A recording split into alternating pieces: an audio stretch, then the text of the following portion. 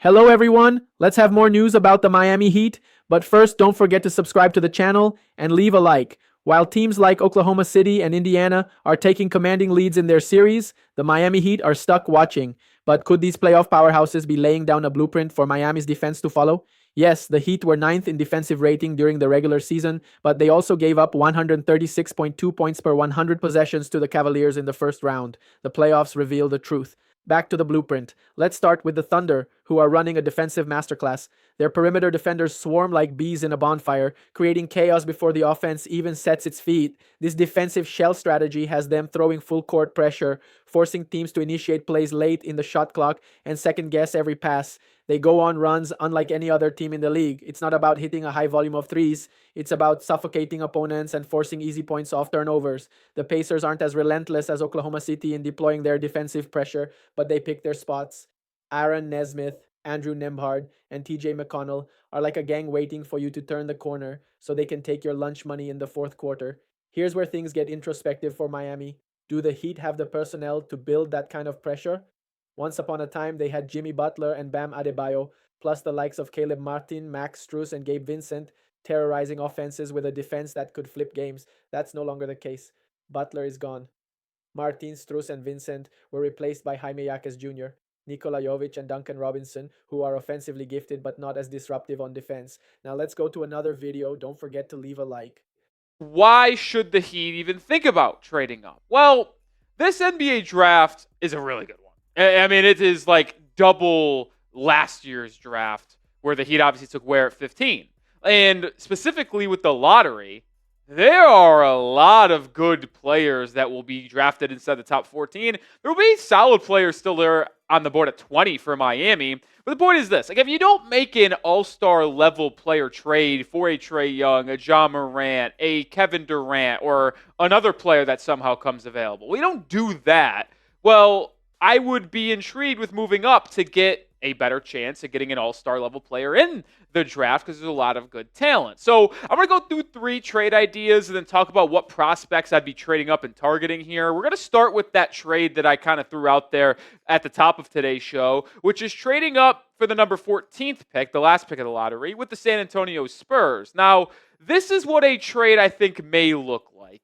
This one is interesting because the Heat move up 6 spots in the draft, but they only swap players, Duncan Robinson and Harrison Barnes. And you might be asking, like, why would the Spurs even do this? Like, Duncan Robinson might not even be better than Harrison Barnes in a vacuum, and he certainly isn't better enough of him to be moving down 6 spots in the lottery. Well, I think there's an added reason on why you could want Duncan Robinson. One, he would be a great floor spacer alongside De'Aaron Fox, Victor Wembanyama, someone that can space the floor and shoot the ball just significantly better than Harrison Barnes. Could come off the bench and be that shooter alongside Devin Vassell as well if they keep him. But there's also another added benefit to having Duncan Robinson. Remember, there's that July 9th deadline to where you can ETO it, early termination, cut Duncan. He's got $19.8 million salary this year. That becomes fully guaranteed once you get past July 9th. You cut him before that, it saves you $10 million. That could be nice cap relief for San Antonio if they want to make another move, or if they just want to get underneath a tax threshold. It could provide added benefits because Harrison Barnes has got a $19 million expiring contract. So that one isn't as likely. You might have to offer a better package to get that 14th pick, but it is just another idea. Now, what if you traded just a couple spots ahead of San Antonio with the Chicago Bulls for the 12th overall pick? When you move up 8 spots, you'd have to probably give up something slightly better. And in this scenario, I'm giving up Nikola Jovic. And I know a lot of fans are going to be hesitant and hear this, see this, and immediately think, Nick, you're crazy. Why would you do this? Kind of explain why here in a second. But in this trade idea, you give up Anderson and Jovic. That's $13 million in salary. You get back Jalen Smith at $9 million, 2-year deal. Potentially your backup center behind Adebayo and Kel'el Ware next year. You obviously move up 8 spots in the draft, and you also save $4 million in cap space, which could be very beneficial when you're signing people in free agency, trying to re-sign Davion Mitchell, who is a restricted free agent, but also stay underneath the first apron and the luxury tax. talk more about trading up here in a second, but I just want a quick little intermission. Make the call. Would you be interested by trading up in the NBA draft from 20 to the late lottery, ranging between 11 to 14 potentially, maybe even 10 with Houston, but it would have to cost you a little bit? Type Y for yes or type N for no. I'm going to mention Jovic here in a second, but another trade idea could be one spot higher than Chicago, which is our good old friend Joe Cronin and the Portland Trail Blazers with that 11th pick. They're in a very interesting spot, Portland is. They have a lot of talent. What do they need? Do they need wings? Do they need guards? Well, what if they made this trade? It's actually the same package Miami offered Chicago in that deal, but instead of getting Jalen Smith back, they get Robert Williams, an injury-prone center that could be a nice little solid backup big in 50 to 60 games if all goes well for Miami. Williams is on a one-year deal, and you think about what Portland has at the center position. They still have DeAndre Ayton on a one-year, $35 million deal. They drafted Donovan Clingan in the top 10 last year. You're not starting both of them, so, well, there's your first two centers. You also got Durif Ruup, I think is how you say his name, on that roster as well. So Robert Williams certainly is expendable. It's an expiring contract for Miami, and you move up 9 spots to potentially get a top player in the lottery. And with those last two trade ideas I proposed, both of them featured Nikola Jovic being shipped out. And I know I mentioned you guys probably don't like that. Well, as much as it would pain me, and if you've been with the channel for more than a year, you would know how much I like Nikola Jovic, I'm getting more and more suspicious of his long-term fit with the Miami Heat. Plus, when you think of his contract, there's a team option this year, but then you have to talk contract extension with Jovic. And for someone who's been in the league for 3 years, he hasn't played more than 46 games in a season in those 3 years. He's had injury concerns. I don't know where he fits offensively or really defensively with this current roster construction. And with the potential extension looming, like there is a world where Miami might just say, we don't see this partnership going anywhere. Maybe we can use him to move up in the draft, get a backup rotational big man, and draft a younger player and kind of reset that contract extension, if you will. Going to talk about Jovic here more in a second, but hit that sub button for daily Miami Heat coverage. We got news, we got rumors, more segments like this, which is just hypotheticals. Turn on your notifications, subscribe, because we're putting out content every day. Don't miss a video. Well, when you think about Jovic, he has progressed, right? His rookie year, he didn't play. Then in year 2, he started in the G League, ultimately got called up, played in 46 games, flashed a lot of nice things. Averaged 7 points a game, shot 40% from 3, and a lot of fans were happy, excited for his third year. Well, once again, he missed a couple months due to injury, that broken wrist that he suffered in the Bucks game just after the trade deadline. He did improve in terms of his points per game, but the rebound numbers stayed about the same, the assists stayed about the same, and the three-point percentage went down. And as you continue to talk about Nikola Jovic, his fit with Miami, like what is his fit? Ideally, when you thought you were getting Jovic, you were like, okay, he could be your 4. Bam will be your 5, and there is your long-term front court duo. Well, the Heat have tried that. It just simply hasn't worked out. Why? Well, Jovic is not strong enough. He is not athletic enough to defend at his size, and that's the biggest concern. He gets crushed inside by other big men, so he can't really play the 4. He doesn't have the foot speed to switch out on the perimeter and defend wings and guards and pick and rolls, and he's a target on the defensive end consistently. And then when you think about his offensive fit, what is it? Because so far he has been relegated to a off-ball three-point shooter and or a transition leader. And he's great when he gets the rebound and goes in transition. Gets the board, outlets. When he gets the outlet pass and goes, that's when he's at his best. But the Miami Heat simply don't do that enough as a team, and Jovic doesn't rebound enough to even start those transition opportunities for himself. He needs to have the ball in his hands to be successful, but Miami is relying on Tyler Hero so much to initiate the offense, where Jovic just kind of gets pushed to the side, and he's not being able to blossom to his full potential. So could you use him, his youth, his size, his upside, which is still there, to trade up in the draft and grab a potential guard that fits your team needs more? Like, the biggest need Miami has is finding a backcourt partner with Tyler Hero. We talk about the blueprints of success in the NBA now. When you look at the Thunder, the Timberwolves, the Pacers, and Knicks with spacing there. They all have an all-NBA guard, whether it's SGA, Halliburton, Ant, or Jalen Brunson. They have athletic 3 and D wings that complement them. Anunoby, Jalen Williams, Jaden McDaniels, and the whole 9 yards. And then a double big lineup. Well, we have a double big lineup with Khalil Ware and Bam. Do we have the athletic 3 and D wings? I do not think we do. But you need an all-NBA guard or a solid backcourt. Do the Heat have that? Probably not with Hero, but you never know. Maybe you find one in the lottery with that 11th pick or 12th pick, which, by the way, fun fact, that's where SGA was drafted. That's where Halliburton was drafted. And when you talk about who that could be for Miami, these are the 2 names that I would be all in on trading up and selecting in the late lottery if they were there. Agor Demen from BYU and Kasparas Yakachonis from Illinois. Both of them are projected to go anywhere from the 7th, 8th pick to the 14th pick. But one thing is certainly clear.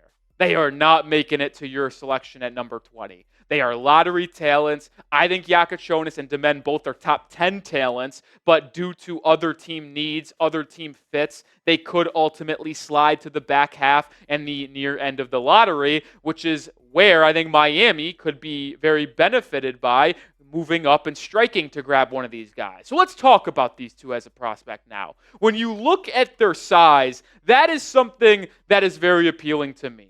And these, by the way, are without shoes. So with shoes, Demen, about 6'10", Yakachonis, just over 6'6". So you're getting lengthy guards, functional size at that guard position. But I would also stake the claim these 2 at age 19, one can grow a little bit more. They can add weight to their frame. They have plus wingspans. But they're also the 2 best playmakers in the entire draft. When you look at the ability to play make for others and just pure passing, the understanding of positioning of their defensive counterparts, they're 2 of the best. Demen is, I think, the best passer in the draft. And Yakachonis, I think, is up there with 2 or 3. You would have to put Fears up there. Traore is up there. The point is that they are true lead handlers that when they have the ball in their hand could create for themselves and for others. Now, both of them have legit defensive concerns. When you talk about those 2, they are not fleet of foot, as you would say, and they are not vertical athletes to where you're like, holy crap, they're going to just come at you and put one on your head. That's not going to happen. But they project as elite distributors, and I believe both will develop into above-average three-point shooters. I trust Yakachonis more than Demen because Yakachonis was forced into a lot of sidestep, a lot of step-back three-point shots last year. When he gets stronger, develops a more consistent shot form, and is playing with NBA spacers in this new level, he will find much more open shots for him rather than some of the contested ones he took last year. Now, they are both below the rim athletes, which is a concern, but you get them as your lead point guard, move Hero to that more natural off-ball role to where he can just be in that Devin Booker type of role. I'm not talking he is that, but that's the way he can play. When was D-Book at his best? Think about this. In his whole career, when he had Chris Paul. And even though Hero elevated this year to his first All-Star season, if you get a true point guard, which he has never played with since Kyle Lowry, by the way, and Hero wasn't even close to the player back then that he is now, Hero might finally take that next scoring step now that he doesn't have to handle the ball and have that high usage rate that he did this past season. Very much in on acquiring one of these two. And let me know which point guard you would prefer. We didn't go complete in depth on these two, but just as an overview, which player would you rather have? Yakachonis, type KJ, type ED if you'd like Agor Demen. But even if you traded up in a crazy world where Demen and Yakachonis are off the board or you want to go in another direction, you would then be able in the lottery to guarantee that you will select from other prospects like these. Cedric Coward, who has risen up boards. He has been one of my favorite studies in this draft. Everybody knows my feelings on Rasheer Fleming and Nick Clifford. I don't think they will be available at 20. But if you're in the lottery, yes, both of them could be there, or at least one of them would be. Derek Queen is an option as well if you want to add a center to that rotation and just create a 3 big man lineup. He'll likely be there in the late lottery. And then Noah Senge, who has a lot of raw tools, sketchy, but if you develop well, could be a really, really solid. The point is this. You trade up into the late lottery, it gives you the pick of the litter. You can go with one of those guards we mentioned. You can go with one of those elite role-playing athletic wings like a Senge, Clifford, Coward, Fleming, or you could take a center to be your third man in rotation with Ware and Bam, like Derek Queen or Thomas Sorber. You just have so many different options if you ultimately trade up. You could save money on the cap as well in some of those trade ideas we threw out there. I am very intrigued by potentially trading up. Now, I will say I would still prioritize trading for a veteran, for an all-star with that 20th pick if you can swing one. What is going on? So in today's video, we might have some very, very bad news involving a free agent of ours and Davion Mitchell. Now, before we start today's video and before I break it down and possibly break you guys' hearts, if you guys enjoy Miami Heat content, we do upload every single day. And our goal this year is to upload for 365 days. And I appreciate if you guys continue to keep liking, sharing, subscribing. Our goal this year is to hit 6,000 subscribers. But enough of that. Let's get back in today's video. So, we all know Davion Mitchell was the most positive thing that we got out of this whole Jimmy Butler outcome, right? He completely played amazing for this team. He fits the Miami Heat culture. Every statistical stat that you could possibly think of, he has improved. As you see, just the year he was playing with the Toronto Raptors, which was the same year, but he was only averaging 6 points a game, 2 rebounds, 4.6 assists. As soon as he joined the Miami Heat, his points jumped from 10.3 to 2.7 rebounds and 5.3 assists. But not only that, he was one of the best defenders in the NBA, but also was shooting the 3 ball at a high clip. That is what you look for in a point guard / shooting guard, whatever you want to consider him, on your team. And he's still fairly young. He fits the time frame of this Miami Heat team. But not only that, in the postseason, when you're supposed to step up the most, and this is when people start paying you the bag, he did the best. 15 points, 6.3 assists, 2.3 rebounds. He shot 43% from the field and shot 50% from the three-point line. Now, it says regular season 8 points because they're combining the Toronto Raptors and the Miami Heat, but we don't care about the Toronto Raptors. We said, if Davion Mitchell does not return to the Miami Heat, we're going to crash out. Well, this report is coming out. It says Heat are expected to extend the $8.7 million qualifying offer to Davion Mitchell. Good.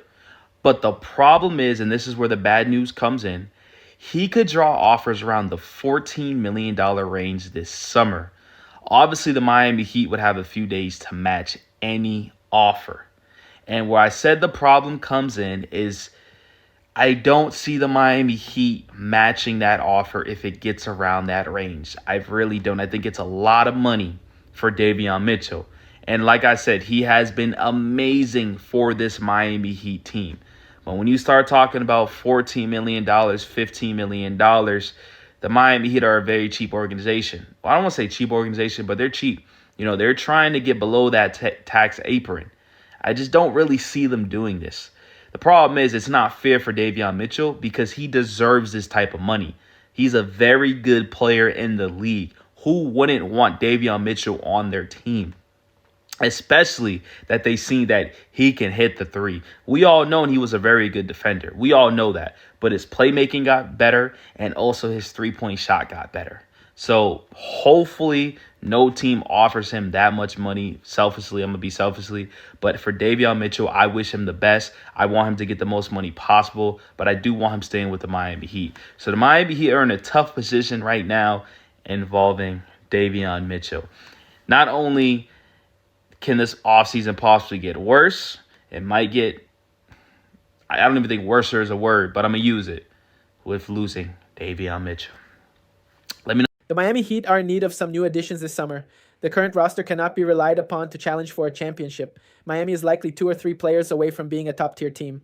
Pat Riley must decide whether to pursue immediate success or build toward the long term. If Riley chooses to pursue a sustained period of contention, he must add some young, high-upside talent. In a recent article for Bleacher Report, Trey Murphy III of the New Orleans Pelicans was cited as one of the Heat's dream trade targets. Murphy, 24, is a multi-talented forward with plenty of room to improve.